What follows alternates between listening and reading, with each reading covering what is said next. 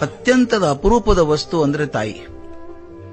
ತಾಯಿ ಪ್ರೇಮ ಭಗವಂತನ ಪ್ರೇಮದಕ್ಕಿಂತ ಕಮ್ಮಿ ಇರಲಾರದು, ಒಂದು ತೂಕ ಹೆಚ್ಚೇ ಇದ್ದಿತ್ತು. ಯಾಕಂದ್ರೆ ನಿಮ್ಮಿಂದ ಏನನ್ನೂ ಅಪೇಕ್ಷೆ ಮಾಡದೆ ತನ್ನ ಎಲ್ಲವನ್ನು ಕೊಡುವಂತಹ ಜೀವ ತಾಯಿ ಒಂದೇ. ಇತ್ತೀಚೆಗೆ ಒಂದು ಘಟನೆ ಕೇಳಿದೆ, ತುಂಬಾ ಮನಸ್ಸಿಗೆ ಮುಚ್ಚಿತು. ಆ ತಾಯಿ ಬಗ್ಗೆ ಇರುವಂತಹ ಗೌರವ ಇನ್ನೂ 10 ಪಟ್ಟು 100 ಪಟ್ಟು ಹೆಚ್ಚಾಯಿತು. ಇದೊಂದು ಮನೆಯಲ್ಲಾದಂತಹ ಘಟನೆ. ಬೆಳೆದ ನಿಂತ ಮಗ ಒಮ್ಮೆ ಲೆಕ್ಕ ಹಾಕಿ ತಾಯಿಯಿಂದ ತನಗೆಷ್ಟು ದುಡ್ಡು ಬರಬೇಕು ಅಂತ ಪಟ್ಟಿ ಮಾಡಿದ. ಆ ಪಟ್ಟಿ ತಾಯಿ ಕಣ್ಣಿಗೆ ಬೀಳೋ ಹಾಗೆ ಆಕೆ ಅಡಿಗೆ ಕಟ್ಟೆ ಮೇಲಿಟ್ಟು ಶಾಲೆಗೆ ಹೋದ. ಆ ಪಟ್ಟಿಯಲ್ಲಿ ಹೀಗೆ ಬರೆದಿತ್ತು, ಅಮ್ಮ, ನಿನ್ನಿಂದ ನನಗೆ ತುಂಬಾ ಹಣ ಬರೋದಿದೆ, ಬೇಗ ಚುಕ್ತಾ ಮಾಡು, ನನ್ನ ಅವಶ್ಯಕತೆ ತುಂಬಾ ಹೆಚ್ಚಾಗಿದೆ ಅಂತ ಬರ್ದ. ಮೊದಲನೇದು, ಪ್ರತಿ ವಾರ ನಾನು ಖರ್ಚಿಗಂತ ಕೊಡುವಂತ 25 ರೂಪಾಯಿ. ಮೊನ್ನೆ ದಿವಸ ತಂದೆದ 5 ಶರ್ಟು 5 ಪ್ಯಾಂಟು ಇಸ್ತ್ರಿ ಮಾಡಿದ್ದೇನೆ, ಅದರ 10 ರೂಪಾಯಿ ಬರಬೇಕು. ಭಾನುವಾರ ನೀ ಹೇಳಿದೆಲ್ಲ ಗಿಡಗಳಿಗೆಲ್ಲ ನೀರು ಹಾಕಿದ್ದೇನೆ, ಅದಕ್ಕೆ 5 ರೂಪಾಯಿ.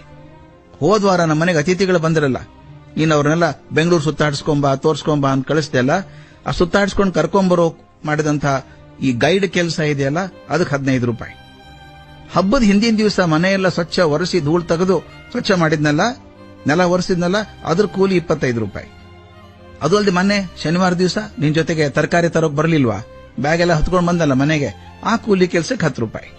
ಒಟ್ಟು ನನಗೆ ಬಾಕಿ 90 ರೂಪಾಯಿ ಬರೋದಿದೆ, ಅದನ್ನ ಬೇಗ ಚುಕ್ತಾ ಮಾಡು, ನನಗೆ ಅವಶ್ಯಕತೆ ಇದೆ ಅಂತ ಬರೆದಿಟ್ಟಿದ್ದ. ಅಮ್ಮ ಅದನ್ನ ನೋಡಿದ್ರು. ನೋಡಿ ರಾತ್ರಿ ಮಲ್ಕೊಳ್ಳೋ ಮುಂದೆ ಆ ಕಾಗದ ಇತ್ತಲ್ಲ, ಅದ್ರ ಹಿಂದೇನೆ ಒಂದು ಬರೆದಿಟ್ರು, ಹೌದು ಮಗು, ನಾನಿನ್ ಸಾಲದಲ್ಲಿದ್ದೇನಪ್ಪ, 90 ರೂಪಾಯಿ ತಕ್ಷಣ ಕೊಡ್ತೇನೆ, ಆದ್ರೆ ಮಗು ನಂದು ಒಂದು ಬಿಲ್ ಇದೆಯಲ್ಲೋ, ಅದನ್ನ ನೋಡು ಅಂದ್ರು.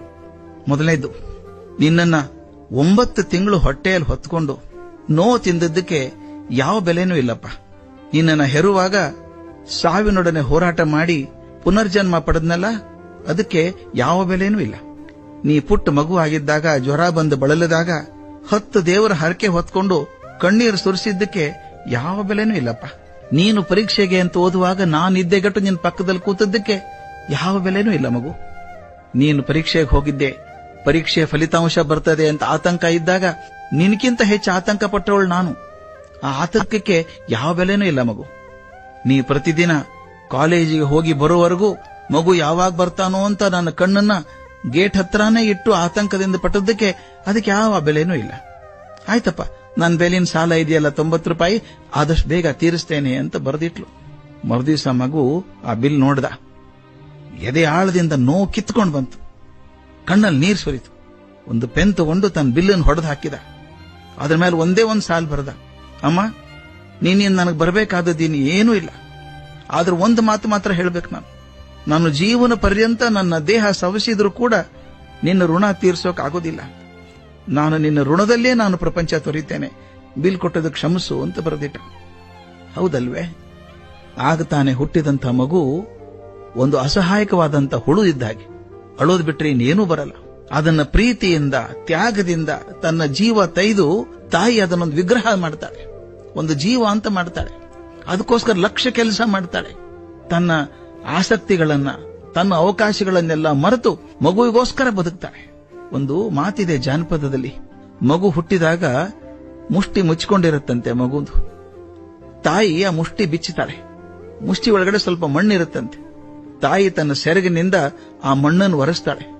ಜಾನಪದ ಕವಿ ಹೇಳ್ತಾನೆ, ನನ್ನನ್ನ ಮನುಷ್ಯನನ್ನಾಗಿ ಮಾಡೋದಕ್ಕೆ ತಾಯಿ ಲಕ್ಷ ಕೆಲಸ ಮಾಡ್ತಾಳೆ, ಅದರಲ್ಲಿ ಇದು ಮೊದಲನೇ ಕೆಲಸ, ಸಣ್ಣ ಕೆಲಸ. ಆದ್ರೆ ಅದ ಮಣ್ಣು ಒರೆಸೋ ಕೆಲಸಕ್ಕೆ ನನ್ನ ಮೇಲೆ ಎಷ್ಟು ದೊಡ್ಡ ಋಣ ಇದೆ ಅಂದ್ರೆ, ನಾನು ದೊಡ್ಡವನಾದ ಮೇಲೆ ನನ್ನ ಮೈ ಮೇಲಿನ ಚರ್ಮ ತೆಗೆದು ತಾಯಿ ಕಾಲಿಗೆ ಚಪ್ಪಲಿ ಮಾಡಿದ್ರು ಕೂಡ ಬರೀ ಮಣ್ಣು ಒರೆಸಿದ ಋಣ ತೀರ್ಸೋಕಾಗಲ್ಲಂತೆ, ಇನ್ನು ಉಳಿದದ್ದಂತೂ ಬಿಡಿ. ಅಂತ ತಾಯಿಗೆ ನಾವು ಏನ್ ಕೊಡ್ಬೋದಪ್ಪ? ವೃದ್ಧಾಶ್ರಮನ ಏನ್ ಕೊಡ್ಬೇಕು? ನಾವು ಕೊಡೋದು ಏನೂ ಸಾಧ್ಯ ಇಲ್ಲ. ಕೃತಜ್ಞತೆಯಿಂದ ಆಕೆ ಮಾಡಿದ್ದನ್ನು ನೆನೆಸಿಕೊಂಡು ಸದಾಕಾಲ ಆಕೆ ಬದುಕಿರುವಷ್ಟು ಕಾಲ ಸಂತೋಷವಾಗಿ ನೋಡ್ಕೊಂಡ್ರೆ ಅದಕ್ಕಿಂತ ಹೆಚ್ಚಿನ ಕಾಣಿಕೆ ಬೇಕಾಗಿಲ್ಲ. ನಾನು ಇವತ್ತು ಆ ಮಾತನ್ನು ಹೇಳಬೇಕಾಗಿದೆ. ಎಷ್ಟೋ ಜನ ವಯಸ್ಸಾದ ತಾಯಂದ್ರು ಮನೆಯಲ್ಲಿ ಓಲ್ಡ್ ಬ್ಯಾಗ್ಸ್ ಆಗಿದ್ದಾರೆ, ಎಲ್ಲಿಡೋದು ಇವ್ರನ್ನ ಅಂತ ಚಿಂತೆ ಪಡ್ತಿದ್ದೀವಿ. ಆಕೆನೂ ಹಾಗೆ ವಿಚಾರ ಮಾಡಿದ್ರೆ ನೀವು ಇರ್ತಾನೆ ಇರಲಿಲ್ಲ. ಆಕೆ ತನ್ನ ಜೀವ ಒತ್ತೆ ಇಟ್ಟು ನಿಮ್ಮನ್ನು ಬೆಳೆಸಿ ಒಂದು ಪ್ರಯೋಜನಕಾರಿ ವಸ್ತು ಮಾಡಿದಾಗ ನಾನು ಆಕೆನ ಹೇಗೆ ನೋಡ್ಕೊಳ್ಬೇಕು? ದೇವರಿಗೊಂದು ಮನೆ ಇದೆ, ದೇವ್ರ ಮನೆ ಅಂತ ಕರಿತೇವೆ, ತಾಯಿಗೊಂದು ಗೌರವದ ಸ್ಥಾನ ಬೇಡವೆ?